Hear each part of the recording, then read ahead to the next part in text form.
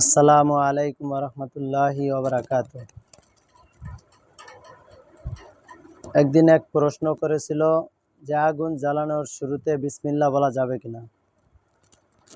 তো ওটা হাদিসের ভিতরে আছে, মুসনাদে আহমদ 1313 নম্বর হাদিসের ভিতরে আছে, সকল কাজের শুরুতে বিসমিল্লাহ বলা যাবে। বিসমিল্লাহ বলা সুন্নত। বিসমিল্লাহ বলে যে কোনো কাজই শুরু করা হোক না কেন, সেই কাজের ভিতরে বরকত, রহমত নাজিল হয়। তো আগুন জ্বালিয়ে, আগুন ধরিয়ে পাক করা হবে, খাবার তৈরি করা হবে, এটা একটা ভালো কাজ। খাবার তৈরি করবে, এই খাবারগুলা খেয়ে নামাজ আদায় করবে, আল্লাহ তাআলার ইবাদত বন্দিগি করবে। তো এই ভালো কাজের আগে বিসমিল্লাহ বলা অবশ্য করণীয়।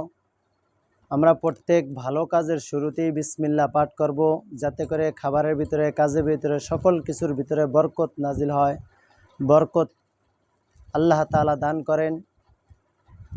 এই জন্য আমরা প্রত্যেক বিষয়ে কাজ করার শুরুতে বিসমিল্লাহ বলে কাজ শুরু করব, যেন আল্লাহ তাআলা আমাদের এই কাজের ভিতরে বরকত দান করে।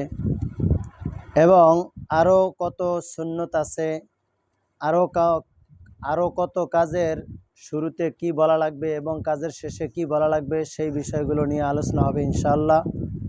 সামনের দিকে আরও ভালো ভালো ভিডিও পাওয়ার জন্য আমার ফেসবুক পেজ ফলো দিয়ে রাখবেন এবং ইউটিউব চ্যানেলটি সাবস্ক্রাইব করে রাখবেন।